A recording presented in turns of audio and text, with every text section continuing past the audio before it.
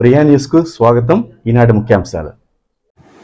నెల్లూరు నగరంలో కార్మిక ప్రజా సంఘాల ఆధ్వర్యంలో గాంధీ బొమ్మ నుండి ఆర్టీసీ బస్టాండ్ వరకు భారీ నిరసన ప్రదర్శన నిర్వహించారు. ఈ సందర్భంగా సిఐటియు రాష్ట్ర ప్రధాన కార్యదర్శి సిహెచ్ నరసింగరావు మాట్లాడుతూ కృష్ణపట్నం పోర్టులోని కంటైనర్ టెర్మినల్ తరలింపు ప్రక్రియను అదానీ యాజమాన్యం వెంటనే ఆపాలని డిమాండ్ చేశారు.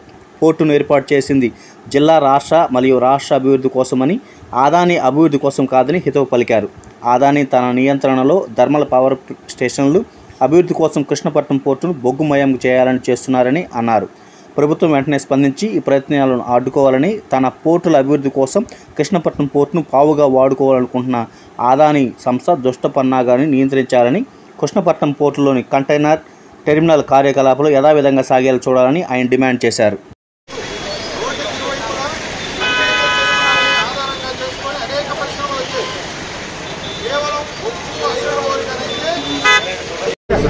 నెల్లూరు జిల్లా కృష్ణపట్నం పోర్టులో కంటైనర్ కార్గోను ఆపడం అనేటువంటి చట్ట వ్యతిరేకం.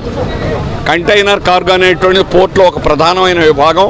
దీన్ని ఆపేయడం వల్ల ఆపరేటర్స్ కానీ, గోడౌన్స్ కానీ, అలాగే దాని తర్వాత రవాణా కానీ అనేక విభాగాలన్నీ కూడా మూతపడతాయి. వేలాది మంది కార్మికులు దీనివల్ల ప్రభావం అవుతారు.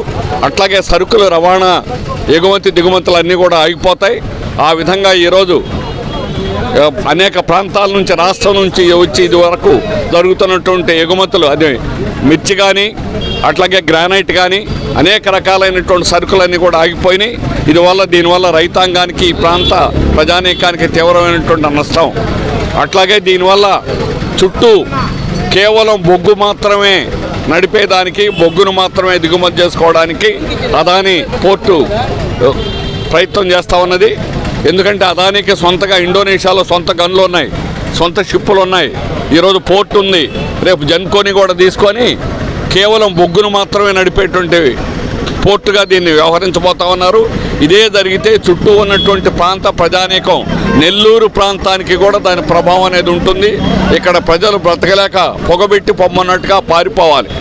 మొత్తం వాతావరణం అంతా కూడా కాలుష్యం అవుతుంది. పర్యావరణ సమస్యలు తీవ్రంగా తలెత్తాయి. అందువల్ల కార్మికులకు ఈరోజు ఉద్యోగాలు పోవడం, ఈ చుట్టూ ఉన్నటువంటి ప్రజానీకం యొక్క సరుకులు ఎగుమతులు కాకపోవడమే కాకుండా పర్యావరణం కూడా తీవ్రం అవుతుంది. అందువల్ల ఈ ప్రభుత్వం దీని మీద చర్యలు తీసుకోవాలి. అదానీ పోర్టులో ఒక విభాగాన్ని మూసేయడం అనేది చట్ట వ్యతిరేకం. 60 రోజుల ముందు అనుమతులు తీసుకోవాలి. పారిశ్రామిక వివాద చట్టం 25 సెక్షన్ O ప్రకారం అనుమతులు తీసుకోకుండా ఏ విభాగాన్ని కూడా మూసేయకూడదు.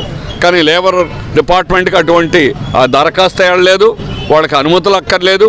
వాళ్ళు ఇష్టం వచ్చినట్టుగా అదానీ యాజమాన్యం కాబట్టి ఎవరిని లెక్క చేయకుండా, ఖాతరు లేకుండా ఈరోజు తప్పుడు నిర్ణయాలు చేసింది. ఇది చట్ట వ్యతిరేకం.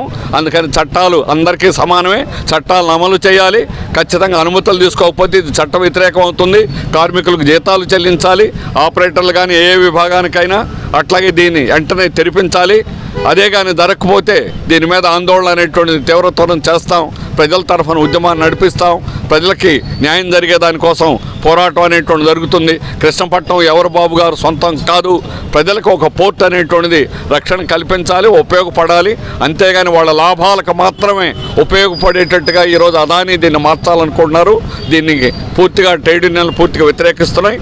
ఈరోజు నెల్లూరు గాంధీ బొమ్మ దగ్గర నుంచి కూడా ఊరేగింపు, ప్రదర్శనలు అనేటువంటి జరుగుతాయి. తర్వాత కూడా ఈ ఉద్యమాన్ని కొనసాగించడం జరుగుతుంది.